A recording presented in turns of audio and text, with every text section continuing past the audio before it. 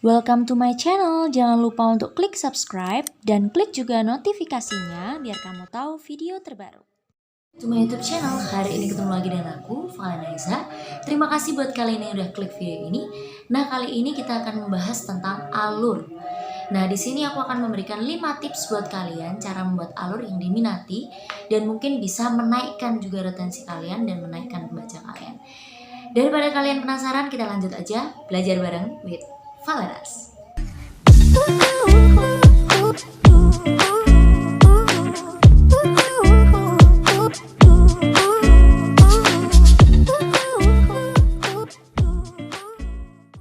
Yang pertama adalah kita harus bisa out of the box. Jadi maksudnya gini guys, kan biasanya nih kita udah tahu nih alur. Yang namanya alur tuh pertama tuh pasti berkenalan gitu kan, berkenalan terus nanti muncul konflik, terus nanti konfliknya masuk klimaks kayak gitu kan, terus anti klimaks, terus nanti penutup kayak gitu. Itu kan sudah basic, udah biasa dibawain gitu kan. Gimana sih caranya biar berbeda gitu out of the box tuh? Jadi jangan sama seperti itu biar terkesan cerita kalian tuh nggak monoton guys. Nah sekarang nih di Inovel, di Vizo itu udah mulai mereka itu membuat konflik justru di depan, seolah-olah konflik itu udah selesai gitu. Padahal enggak gitu, itu malah baru mulai gitu. Kalian kan pernah lihat film kan? Pernah lihat film yang dia malah konfliknya di depan dulu, baru di tengah-tengah kalian mulai dari awal ceritanya. Nah, ini yang dimaksud out of the box. Jadi kalian mulai dengan alur flashback. Tujuannya apa? Karena kalau penonton, pembaca gitu kan, udah baca dari awal ada konfliknya, gregetnya, dia kan penasaran. Ini ceritanya itu mau dibawa kemana sih gitu kan? Jadi mereka itu bertanya-tanya gitu. Karena mereka bertanya-tanya, otomatis mereka akan buka halaman selanjutnya. Nah biasanya kalian tempatkan konflik ini di bab 1, bab 2, bab 3 dan kalian fokusin di tokoh utama guys. Oke, bab 1, bab 2, bab 3. Nah nanti ketika ke bab 4, bab 5 kalian sudah bisa masuk ke ceritanya. Jadi kalian udah masuk di awal. Ini contohnya gini, misalnya nih konfliknya ini adalah tsunami tahun 2014 gitu misalnya, meninggal semua bla bla bla gitu kan. Terus nanti dia mulai di tahun berapa gitu. Jadi alurnya tuh kayak kembali lagi gitu ke awalnya, bukan 2014 tapi dia mulai dari 2013 gitu misalnya. Nah di 2013 ini tokohnya ngapain. Nah nanti kalian kembangin dari situ. Nah itu akan jauh lebih membuat pembaca penasaran guys, ini arah mau kemana. Mereka susah akan menebak-nebak. Tapi kalau kita masih menggunakan basic, pengenalan dulu, konflik dulu, terus nanti klimaks, terus anti klimaks gitu, biasanya sih akan cenderung monoton dan akan sama seperti yang lain gitu. Jadi ini tantangan juga sih buat penulis. Ini kalau kalian bisa melakukan itu, aku yakin ceritanya akan jauh lebih menarik. Memang banyak yang bilang kalau yang namanya halus flashback itu susah. Iya, karena aku juga merasakan itu gitu. Tapi kalau kalian bisa menerapkan, itu bagus banget buat novel kalian guys. Oke, sekarang kita masuk yang kedua. Nah, yang kedua ini jangan abaikan sisi logika. Maksudnya gini guys, sebagai penulis kita harus membuat pembaca kita percaya sama kita. Jadi jangan membuat alur yang menurut mereka tuh nggak masuk akal gitu. Jadi buatlah alur yang menurut mereka juga masuk akal, walaupun itu hayalan. Itu buatlah mereka tuh oh iya ya memang kayak gitu sih, bisa jadi kayak gitu. Jadi mereka bisa berpikiran oh gitu juga gitu. Tapi kalau mereka sampai di tengah-tengah dia bilang kok gitu sih, aneh masa kayak gitu, nah berarti dia kan mulai nggak percaya nih sama cerita kita. Jangan sampai pembaca seperti itu guys. Jadi buat pembaca itu berlogika sama seperti kita dan cerita kita juga masuk akal gitu buat mereka. Itu yang kedua yang harus kita terapkan. Oke, kita masuk ke tips yang ketiga. Nah, gini guys. Yang ketiga ini adalah utamakan rasa keingintahuan pembaca.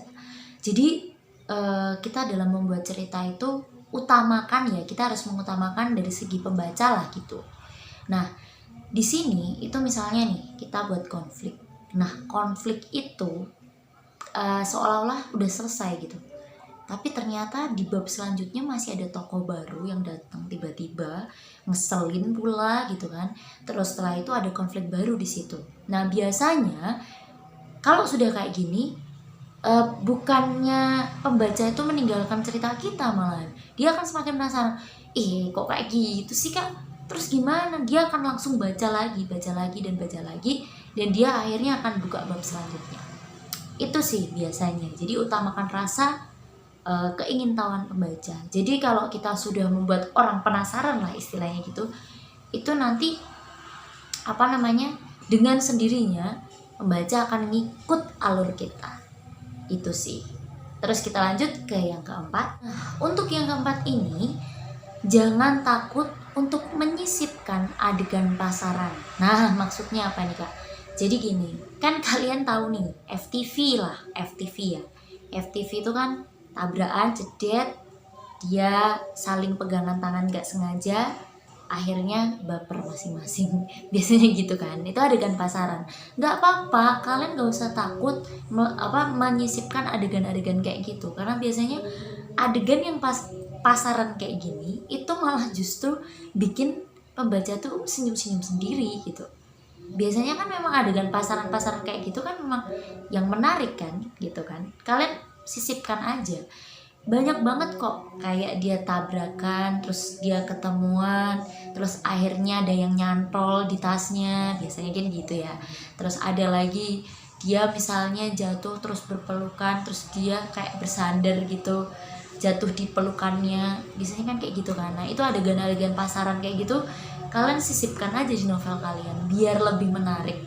Itu kalian banyak lah nonton film lah, itu pasti kalian menemukan adegan-adegan pasaran. Nah adegan pasaran ini kalau kalian sisipkan di celah-celah novel kita, itu akan jauh lebih menarik. Jadi ini juga bisa kalian lakukan guys. Oke, tips yang kelima. Untuk yang kelima, ini kalian diharapkan untuk tidak bertele-tele. Jangan membuat alur seperti bola.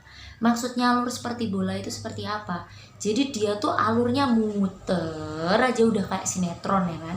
Jangan kayak gitu ya guys. Jadi kalian buat alur yang walaupun dia itu ada muternya, tapi ada penyelesaiannya. Kalau kayak bola, dia tuh nggak ada penyelesaiannya sama sekali guys. Jadi cuma muter aja. Jangan kayak gitu guys, karena itu akan sangat membuat pembaca itu bosan. Jadi buatlah karya kalian itu berwarna. Nah contohnya nih, kalian buat beberapa konflik pendukung yang kalian selesaikan di seperempat bab, seperempat cerita gitu kan, atau kalian selesaikan di setengah cerita gitu. Kalian buat ketegangan di situ gitu kan. Nah terus kalian tebarkan konflik utama itu dari awal sampai akhir, tapi nggak diselesaikan, kan konflik utama ya kan. Jadi nanti kalian selesaikan di akhir. Ini juga akan membuat naskah kalian lebih berwarna guys. Jadi nggak bulat aja kayak bola ya kan.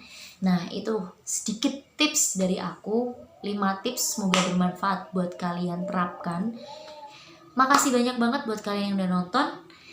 Kalau kalian suka dengan video ini, kalian bisa like videonya, dan kalian bisa klik notifikasinya dan juga klik subscribe-nya.